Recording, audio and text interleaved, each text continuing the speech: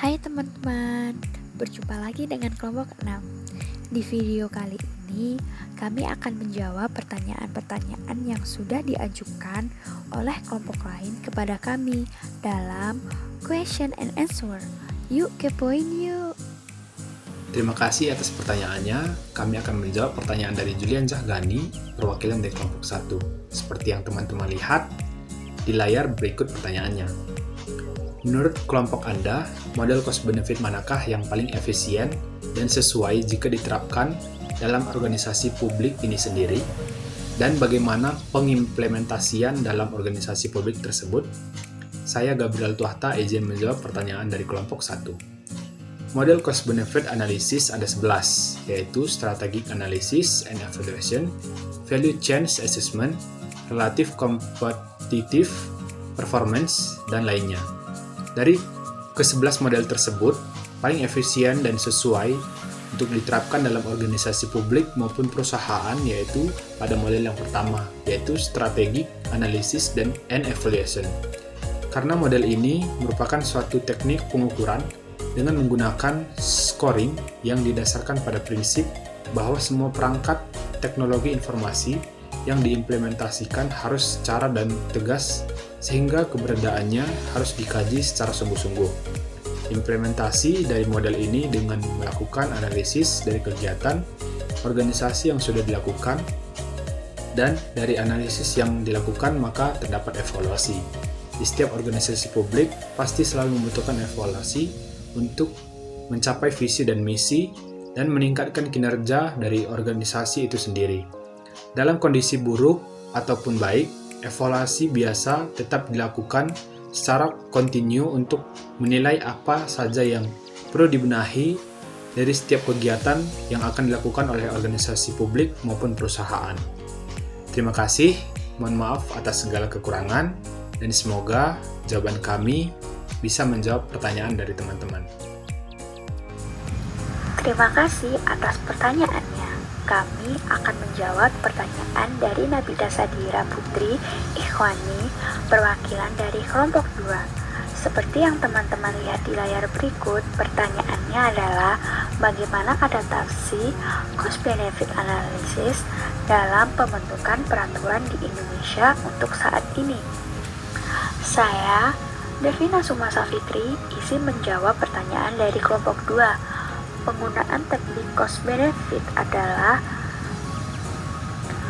dalam perencanaan pembentukan undang-undang di Indonesia hingga saat ini belum diterapkan, sehingga belum ada adaptasi cost benefit dalam pembentukan peraturan di Indonesia. Namun, teknik ini bisa membantu para penyusun dan perancang atau legal drafter menghadirkan undang-undang yang lebih bermanfaat. Perencanaan kebijakan dan peraturan pada dasarnya merupakan intervensi strategis atas suatu kondisi. Untuk itu, perlu dipilih intervensi yang betul-betul cocok dan membawa perubahan saat dikelurkan pada peraturan. Metode ini yang digunakan untuk intervensi strategis adalah strategic thinking. Pada dasarnya, pengambilan keputusan merupakan rangkaian proses yang terdiri dari dua langkah utama, yaitu create choice and make choice.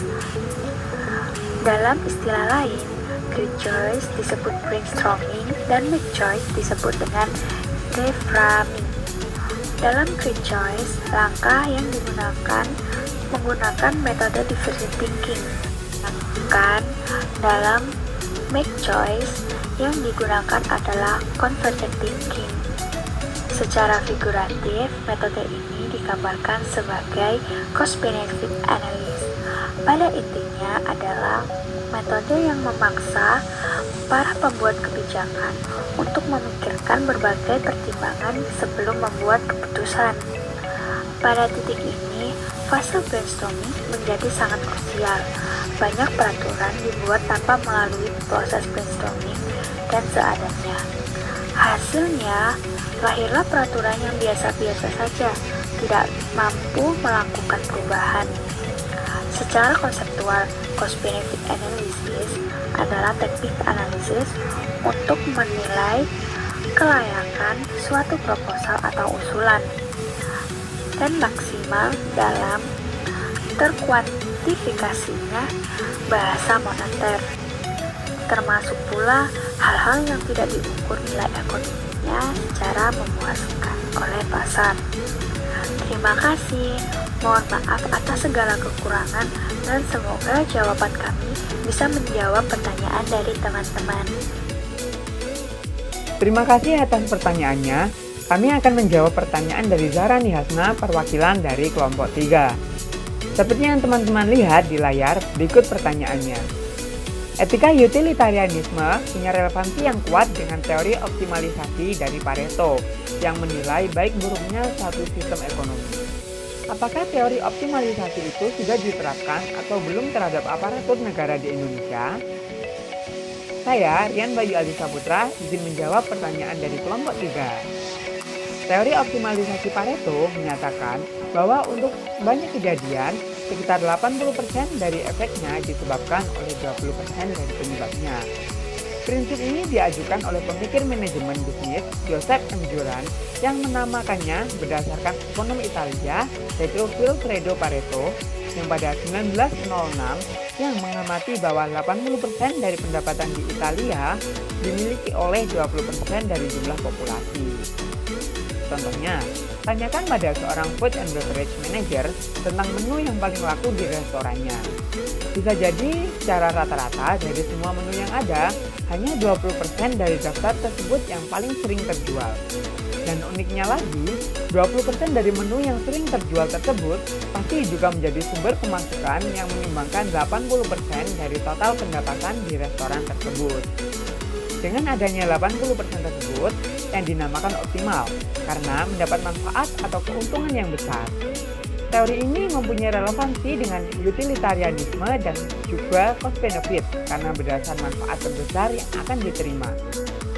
Di Indonesia sendiri, pemerintah sudah mencoba untuk menerapkan hal tersebut, seperti contohnya dikutip dari Journal of Natural Resources and Environmental Management tentang pengembangan fasilitas pengolahan sampah, studi kasus Kota Pekanbaru, di mana menganalisis pengolahan sampah yang diklasifikasikan dalam hal biaya dan manfaat, sehingga dapat diketahui tingkat pelayanan sampah yang masih tinggi dan bisa menyiapkan alternatif terbaik. Dari hal tersebut, nampak bahwa pemerintah sudah coba menerapkan teori optimalisasi yang berkaitan dengan cost-benefit analysis. Namun belum optimal karena masih adanya faktor-faktor penghambat seperti berasal dari segi aparatur itu sendiri. Terima kasih, mohon maaf atas segala kekurangan dan semoga jawaban kami bisa menjawab pertanyaan dari teman-teman. Terima kasih atas pertanyaannya. Kami akan menjawab pertanyaan dari Muhammad Dio Firmantah, perwakilan dari kelompok 4. Seperti yang teman-teman lihat di layar kaca berikut pertanyaannya ya. Salah satu contoh penerapan etika utilitarianisme dan cost benefit dalam administrasi publik, yaitu adanya teknologi big data. Apakah dalam teknologi big data tersebut terdapat kekurangan atau kelemahan yang dapat mengganggu dalam penyelenggaraan pemerintahan, terutama yang berkaitan dengan pelayanan publik? Saya, Adib Syauqilila, izin menjawab pertanyaan dari kelompok 4. Di balik berbagai kecanggihan yang didapatkan oleh big data dalam memberikan pelayanan sektor publik juga membawa tantangan serta resiko tersendiri. Salah satu tantangan serta resiko terbesar yang selalu menjadi masalah utama dalam penggunaan big data merupakan sebuah masalah privasi. Data dalam jumlah besar yang ditampung dapat disalahgunakan. Terlebih lagi saat ini belum terdapat batasan yang jelas terkait privasi dalam big data yang diatur dalam peraturan formal atau undang-undang Neil M. Richards dan Jonathan Hacking. Kemudian membagi privasi dalam big data ke dalam 4 kategori, yaitu pelindungan untuk identitas, identity, kesetaraan, equality, keamanan, security, dan kepercayaan terus. Dan mengemukakan bahwa beberapa cara menjaga privasi dalam big data, menjaga data penting dalam sektor pemerintahan adalah dengan membuat peraturan halus, soft regulation, dan etika dalam big data, sehingga memiliki batasan yang jelas guna mencegah penyalahgunaan privasi dalam big data. Terima kasih, mohon maaf atas segala kekurangan, dan semoga jawaban kami bisa menjawab pertanyaan dari teman-teman. Sebelumnya, terima kasih atas pertanyaannya. Kami akan menjawab pertanyaan dari Hani Oktariani, perwakilan dari kelompok 5. Seperti yang teman-teman lihat pada layar, pertanyaannya adalah, dalam hal sosial ekonomi dikatakan bahwa prinsip utilitarianisme dapat dipakai untuk pemberian monopoli, peningkatan ekspor, peningkatan lapangan kerja, hingga peningkatan devisa negara. Sedangkan di Indonesia masih banyak permasalahan ekonomi yang tak kunjung berakhir, seperti peningkatan impor di berbagai komoditas pangan atau sumber daya alam, dan sedikitnya jumlah lapangan kerja, dan lain-lain. Lalu bagaimana intervensi pemerintah semestinya dalam menanggapi masalah tersebut jika merujuk pada prinsip utilitarianisme? Saya, Cynthia Agustin, selaku perwakilan dari kelompok 6, izin menjawab pertanyaan dari kelompok 5. Menurut John Rawls, pandangan utilitarianisme dianggap cenderung merugikan kelompok minoritas karena menggunakan prinsip kebahagiaan terbesar bagi jumlah terbesar dalam masyarakat. Rawls mengajukan model keadilan yang mengandung kejujuran atau fairness, di mana tidak satupun hak individu yang dapat dilanggar, dan jika ada pihak yang tidak beruntung dalam kehidupan sosial dan ekonomi, maka harus diberikan kompensasi dengan intervensi negara. Sebenarnya, konsep Rawls dan prinsip utilitarian tidaklah bertentangan, karena perlu dipahami bahwa implementasi prinsip utilitarianisme tidaklah semata-mata mengabaikan hak individu begitu saja dalam mewujudkan kesejahteraan masyarakat. Masyarakat dalam paham utilitarianisme adalah kumpulan dari individu-individu, sehingga tidak mungkin mencapai kesejahteraan masyarakat jika ada individu yang tidak sejahtera. Konsep ini dikenal dengan fictitious body, yaitu analogi masyarakat dengan kesatuan organisme tubuh yang tidak dapat dipisahkan antara satu sama lain. Sedangkan bagi Rawls, ada konsep socio-unity, yaitu kesatuan sosial yang mensyaratkan social cooperation atau hubungan kerjasama sosial dalam kesatuan sosial untuk menciptakan kehidupan yang lebih baik dalam kebersamaan.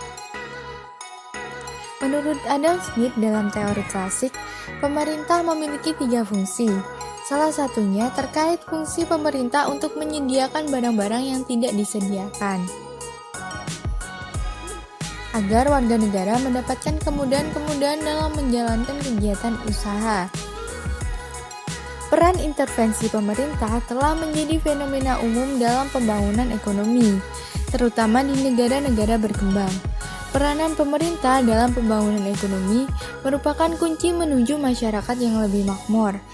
Pada intinya, pemerintah ikut serta dalam kegiatan perekonomian supaya menanggulangi kegagalan pasar sehingga tidak adanya eksternalitas yang merugikan banyak pihak. Adapun bentuk dari peran pemerintah, yakni dengan melakukan intervensi baik secara langsung maupun tidak langsung. Salah satu contoh intervensi pemerintah secara tidak langsung dapat dilihat pada masalah kekurangan modal, yang menjadi salah satu ciri penting bagi setiap negara yang memulai proses pembangunan. Kekurangan modal tidak hanya menghambat kecepatan pembangunan ekonomi yang dapat dilaksanakan, tetapi dapat menyebabkan kesulitan negara tersebut untuk lepas dari kemiskinan. Pemerintah banyak melakukan program-program bantuan modal, salah satunya yakni PNPN Mandiri. Selain pemerintah, badan usaha juga membantu dalam masalah kekurangan modal. Untuk mengatasi masalah tersebut, yaitu dengan melakukan program-program yang meningkatkan kualitas SDM atau peningkatan investasi menjadi lebih produktif. Kekurangan modal dapat diatasi secara bijak dengan tidak meminjam kepada rentenir. Lebih baik meminjam kepada koperasi karena koperasi jasa yang dikenakan bersifat menurun dan kita akan mendapat sisa hasil usaha atau SHU. Kalaupun dirasa tidak akan mampu mengembalikan pinjaman, maka semestinya berpikir kreatif dengan memanfaatkan sumber daya yang ada. Terima kasih, mohon maaf atas segala kekurangan dan semoga jawaban kami bisa menjawab pertanyaan dari teman-teman. Terima kasih atas pertanyaannya. Kami akan menjawab pertanyaan dari Sofia Indah Novitasari, perwakilan dari kelompok 7. Seperti yang teman-teman lihat di layar, berikut pertanyaannya. Kinerja aparatur pemerintah daerah dikatakan belum optimal dalam menjalankan tugas dan fungsinya. Yang ditunjukkan masih banyaknya keluhan-keluhan yang disampaikan masyarakat atas pelayanan yang diberikan pemerintah selama ini. Oleh karena itu, perbaikan pelayanan publik mutlak diperlukan agar image buruk masyarakat kepada pemerintah dapat diperbaiki.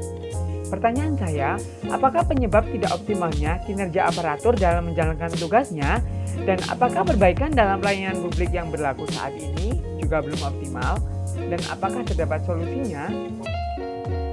Saya, Rian Bayu Alisa Putra, izin menjawab pertanyaan dari kelompok 7.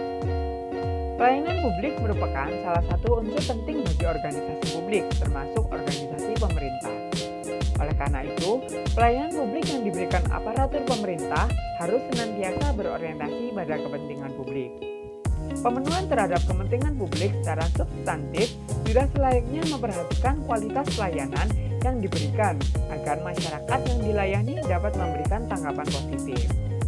Seperti yang dikutip dari Enceng 2008, bahwa perbaikan pelayanan publik mutlak diperlukan agar image buruk masyarakat kepada pemerintah dapat diperbaiki, karena mempengaruhi kepuasan dan kepercayaan masyarakat. Namun, dalam realitanya, masalah pelayanan publik yang kurang optimal karena adanya penyebab seperti faktor SDM aparatur yang kurang memadai, organisasi birokrasi, tata laksana, pola pikir, kinerja organisasi, dan hal lainnya.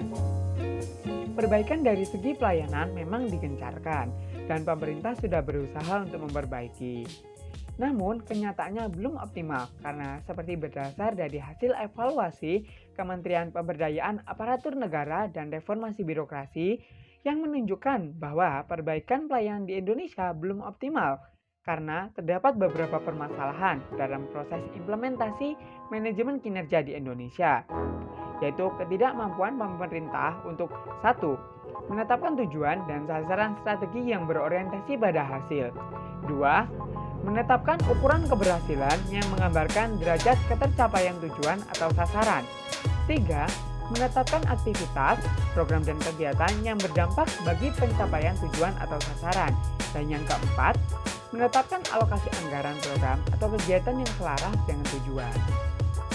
Selain itu, pelayanan yang berbelit-belit, inefisiensi, lambat, tidak ramah, serta tidak jelasnya waktu penyelesaian dan tidak jelasnya biaya pelayanan merupakan tanda bahwa belum optimalnya perbaikan. Berdasar materi yang kami bahas, yang bisa dilakukan pemerintah untuk memperbaiki pelayanan selain memperbaiki faktor-faktor tersebut, yaitu pemerintah hendaknya selalu berinovasi demi mencapai kebutuhan masyarakat berdasar aspek biaya, manfaat terbesar yang akan diterima, dan hal lain yang berkaitan serta memanfaat kemajuan teknologi. Salah satu contohnya adalah teknologi Big Data. Contoh penerapan teknologi Big Data ini seperti menganalisa informasi cuaca dan tingkat kesuburan tanah. Pemerintah dapat menetapkan atau menghimbau jenis varietas tanaman yang ditanam oleh petani pada daerah dan waktu tertentu, serta membantu dalam manajemen serta pengawasan keuangan negara. Terima kasih, mohon maaf atas segala kekurangan dan semoga jawaban kami bisa menjawab pertanyaan dari teman-teman semua. Nah, itu tadi beberapa penjelasan dari kami. Semoga bermanfaat buat teman-teman. Atas kurang lebihnya kami mohon maaf. Wassalamualaikum warahmatullahi wabarakatuh. Jangan lupa like, comment, dan subscribe ya.